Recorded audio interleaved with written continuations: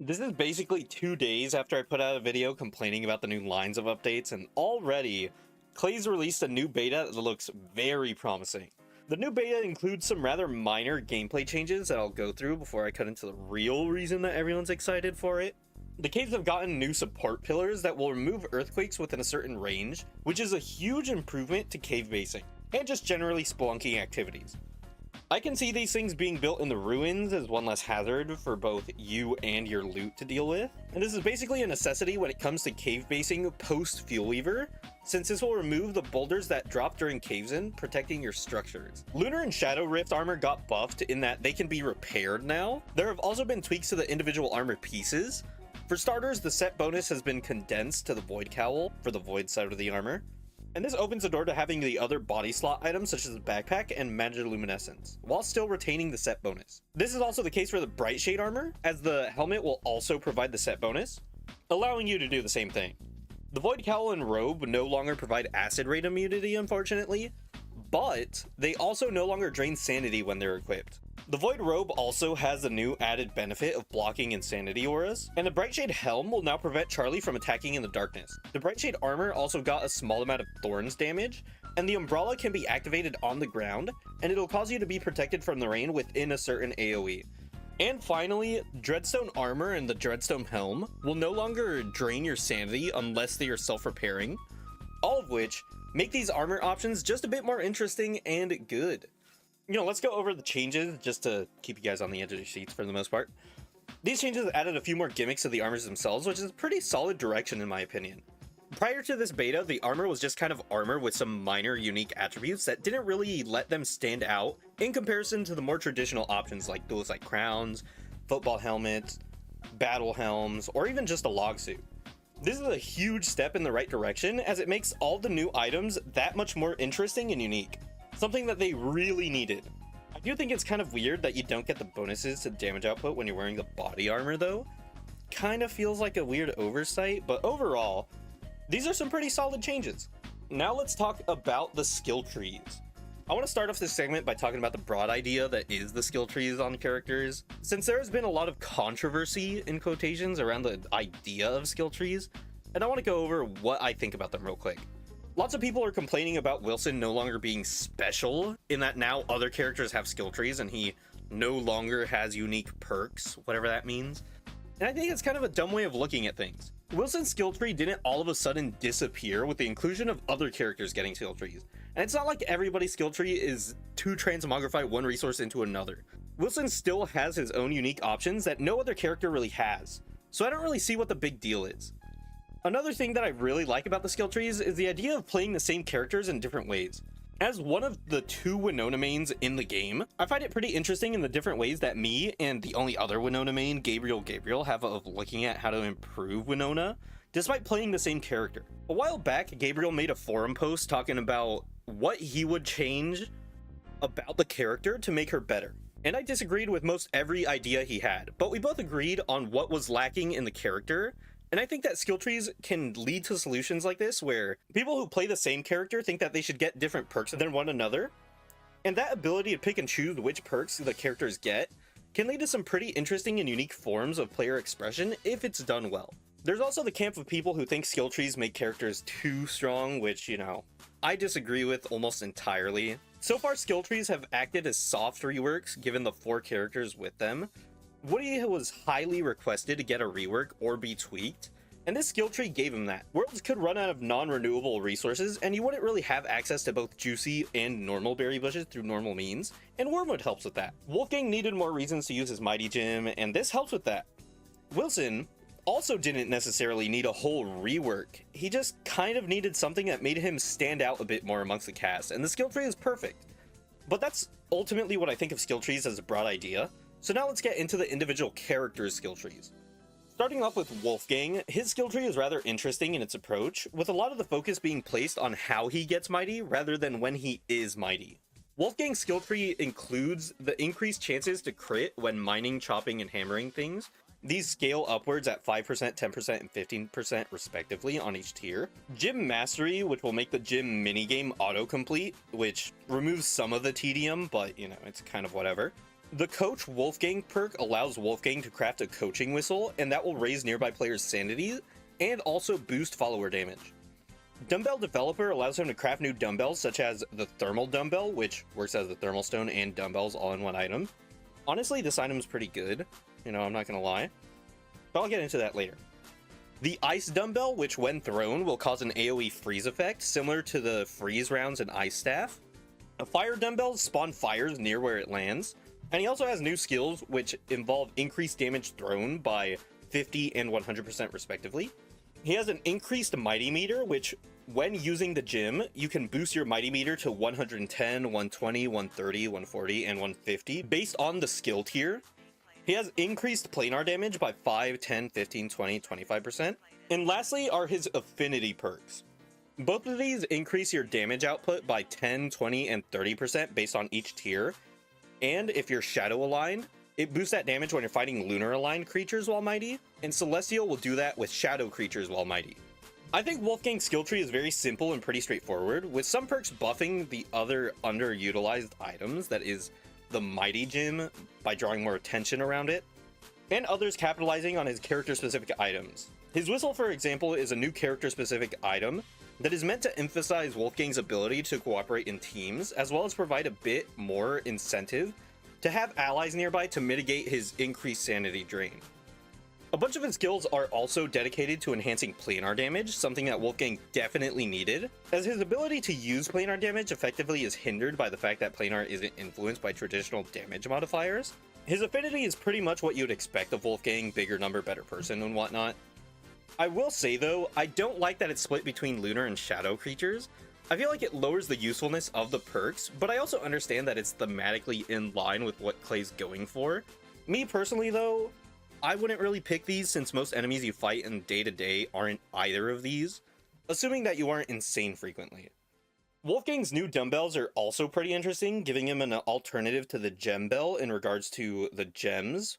I am a bit disappointed though that lifting them doesn't decrease or increase Wolfgang's temperature, and that when you hit them, it doesn't either catch them on fire or freeze them on hit. You have to specifically throw these items. The Thermal Dumbbell is basically a better version of the normal Thermal Stone, since it basically just condenses your inventory from two things that you would normally carry into one thing, both of those being the Thermal Stone and a dumbbell respectively. Next up is Wormwood. Wormwood's got quite a bit of a weird layout, so let's start at the bottom of his skill tree. Seed Sleuth allows Wormwood to identify seeds that have just been planted. Photosynthesis allows Wormwood to regenerate health while he's in sunlight and while he's bloomed. This gives Wormwood about 24 HP per day. Skilled Self-Fertilizer allows Wormwood to fertilize himself even faster with compost wraps. And Bramble Trap Specialist allows Wormwood to reset nearby bramble traps while in full bloomed, and the bramble traps that he does set up will not harm nearby players. Be Kind makes Killer Bees passive towards Wormwood. Flytrap will cause fruit flies to be drawn to Wormwood rather than farm plants, and this will cause Lord of the Fruit Fly to appear more often. Growth Spurt makes Wormwood bloom faster, Flower Power causes Wormwood to stay in bloom longer, and Shade Plant increases summer insulation when fully bloomed. Lunar Cultivator allows you to turn carrots into carrots, dragon fruit into salamanders, and light bulbs into bulbous light bugs. Mushroom Mastery causes mushrooms planted in mushroom planters to grow faster. Mushroom Multiplier causes mushroom planters to yield in higher quantities of mushrooms. Moonshroom Clouds cause Wormwood to release sleep-inducing spores when eating a moonshroom. Pour Sap allows you to craft Ipecaca, which induces pooping, so yeah. Sapling, Juicy Berry Bush, Lure Plant, and Monkey Tail crafting allows you to turn health and some items into, well, whatever item I just listed. Lunar Guardian causes roots to hold enemies in place when they attack you while you're wearing Brightshade armor, and Lunar Guardian 2 summons vines to attack while you're using a Brightshade weapon. I actually had recorded the Wormwood section of this video a while back, but after talking to some Wormwood players and doing a bit of testing, I've come to the conclusion that the Wormwood perks that are actually useful from the outside looking in are actually not necessarily the case. So because Super Growth Formula will just let you stay bloomed for basically ever, you don't really need to deal with becoming or staying bloomed as Wormwood once you get a handful of bottles. This means that his blooming perks are kind of useless for the most part. Keep in mind that I am recording this during the beta stage, so they have changed quite a bit. Prior to this, Wormwood used to have a petal production perk, which in my opinion is significantly better than what we currently have, which is photosynthesis. Photosynthesis heals Wormwood at an abysmally low rate, which means that it's just kind of worse than what we used to have. And the bonus effects from the lunar armor and weaponry is still incredibly good, making Wormwood's DPS reach pretty crazy numbers. Overall, Wormwood became an incredibly solid character with many options afforded to him. Being able to produce plant starters is a solution for running out of or being locked out of these resources. With Wormwood, you no longer have to reset if you see a twiggy tree, which I think is pretty good. Force Sap is funny, I don't know how useful it is, and his Lunar Guardian skills are what I think are most interesting for him.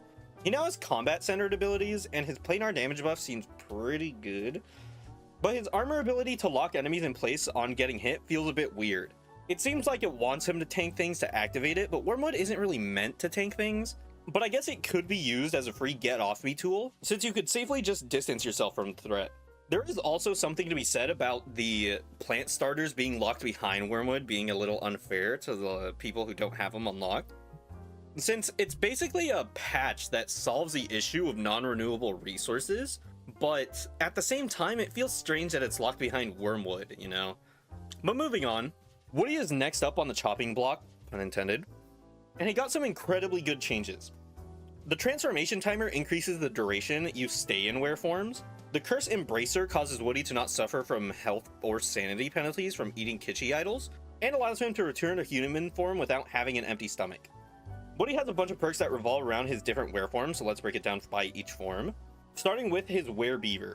This allows him to mine faster while in werebeaver form, chop faster when you're in your werebeaver form, chop, mine, and break hard materials in your werebeaver form faster, and at its final stage, Woodie can slam his beaver tail down, which will destroy everything around him, similar to the Thumper in Don't Starve. Wormwood becomes more resistant to hitting obstacles and increases his movement speed. He can gain the ability to restore health while in Weremoose form, and he can allow you to stop mid-charge in Weremoose form. At its final stage, Weremoose gains more damage and has a higher damage resistance, which is pretty solid on him. Weregoose has the ability to run faster as Weregoose.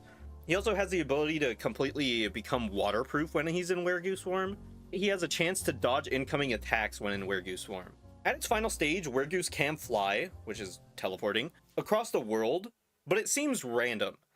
I will say this kind of does require further testing. We'll have to look into it as a community as time goes on, and maybe this changes. But we'll see. Those are the wereform specific perks, and they do a ton to enhance their respective forms, but he also has lumberjack perks specific to when he's just normal. Starting off with Quick Picker, it allows him to pick things faster at 3 different stages. Tree Guard Feller will increase the damage dealt to tree guards, and at Tree Guard Feller 3, this will allow Woodie to craft a tree guard idol to immediately turn nearby trees into tree guards. Woodworker allows Woodie to turn 3 logs into boards as opposed to 4 logs into 1 board. The hat carving allows Woodie to craft a hardwood hat with logs and pine cones. This is slightly worse than a football helmet, but it's significantly cheaper. And Caden carving allows Woodie to craft a wooden walking stick, which is a walking cane with durability and only gives 15% movement speed as opposed to 25% movement speed. Still incredibly cheap. His affinity perks are Shadow Wrangler, which will make shadow creatures passive towards Woodie while he's in his were forms, and Lunar Renegade, which causes Woodie to not be forced to transform during full moons. That is insanely good for Woodie. That is the biggest change. Oh, I'm so excited about it. Woodie is a really interesting case of this. I'd say he got the long end of the stick of the skill tree content patch, I'm not gonna lie. Woodie was in desperate need of buffs. Specifically, he needed a method to prevent transforming into full moons first and foremost. This is a huge factor for him. Prior to this update, Woodie basically became unplayable after a certain point because full moons became the norm, and moonstorms becoming a frequent enough factor to where you would want to swap off Woodie as soon as possible if you get to the point where you do have to deal with them. His wereforms also being buffed is really nice for him, giving him actual reasons to swap to them. His werebeaver definitely got buffed the hardest of the 3, with him being able to throw it back to activate the Thumper-like effect. The structure in Don't Starve, once again. Wormwood is probably the second best wereform now, with his damage output, armor, and even his health situation being buffed in this update. The fact that he can just cancel out of his dash is nice, but it is on quite a heavy cooldown, which means you can't just spam this ability. Not that you really want to anyways. One note that I will add to the form, however, is that now he has a 3-hit combo where he deals an increased amount of damage on the 3rd hit, but he's still susceptible to getting stunned during it. So while you're tanking enemies, you're only going to get the 3rd hit that deals the bonus damage on every other cycle. In my opinion, this should probably be remedied by making him unable to flinch while in Moose form or giving him a resistance of some form. But you know, that's like really just a side note. Weregoose is and kind of always has been a pretty niche movement option. Now it's a bit better because he's able to run faster and do a random teleport for exploration. His resistance to weather is nice, but it's by no means a huge deal. Overall, Weremoose is fine for early game exploration, but he doesn't really have anything that makes him better as the game goes on. Increased picking speed is fine, I guess, and his ability to use one less log for a board can be nice at large numbers, but the real shining light is his craft. Woodie being able to craft a cheap alternative to the walking cane and football helmet with what amounts to a handful of trees is crazy strong early game. If you're a Woodie player, you can and should just make a ton of these and just hand them out to as many people as you can early on, since it'll greatly help in early game exploration as well as early game combat. I'm very much looking forward to how other characters get their skill trees and what their deal is. As I said before, the concepts behind skill trees is pretty interesting as a mechanic. There's definitely some things that need changes here and there. For example, the method in which you gain insight is something that I feel is rather clunky. But you know, there are some easy solutions to this. The biggest issue is that the only method to gain insight is to go into a world and grind out days. Issue was fine with Just Wilson because it was a single time thing and it had a certain novelty to it that boosted how enjoyable it was. But now we've kind of been there and done that. So I think it wouldn't be a bad idea to have different objectives that help with unlocking insight at a faster rate. Woodie, for example, could gain more insight when he was transformed, or if he's cutting down trees. Wormwood can gain insight based off of things like how many crops he grows or how many things he replants, things like that. And Wolfgang, with how many enemies he could kill or something like that. I do think there should be an additional thing, like a kind of booster of sort that decreases the timer in between each time you can get the insight. Because overall, I think forcing newer players into playing a certain way with the characters is whatever. I don't know, it just feels like there should be a way to speed up the rate at which you get insight. And I think it would be really interesting to make it character specific so that they kind of lean in and explore more of their perks. But you know, that's just what I think about it. I know some people are asking for outright replacements, which I don't really agree with, if I'm being honest. I don't really think that new players should be forced to fight things like bosses in order to unlock insight as Wolfgang. But you know, we'll see. Do keep in mind though that these are at the early stages and are pretty subject to change due to it being in the beta stage. But it's nice to see that they're actually putting care into the characters and giving them solutions to issues that they might have. You know, I talked briefly about characters that like needed some tweaks, you know, the previous ones that needed small touch-ups rather than huge overhauls. And I feel like this is a perfect scenario in which skill trees can thrive. I can only hope that the rest of the characters are done well and that the devs are willing to accept feedback about changes regarding the skill tree perks. And for the future, I'm probably going to try and make individual character guides where I go into their perks and talk about their general game plan. You know, their perks a bit in depth, where you'd use them, things like that. And like what your goals should be if you're trying to contribute to a group. You know, naturally I'll go over their skill trees as it happens, similarly to what I did in this video. So let me know if that's something that you guys are interested in. I'll plan accordingly, it'll be a fun time regardless, but really that's all I wanted to talk about. Let me know what you guys think about the skill trees. I think they're really interesting additions, you know, but I know that that's also not the most widespread opinion. But you know, I do genuinely take interest in talking about the characters and talking about the skill trees, you know, and talking about the state of the game, all that fun stuff. It's just fun. So I will be sure to read the comments on this video. So until next time, bye-bye.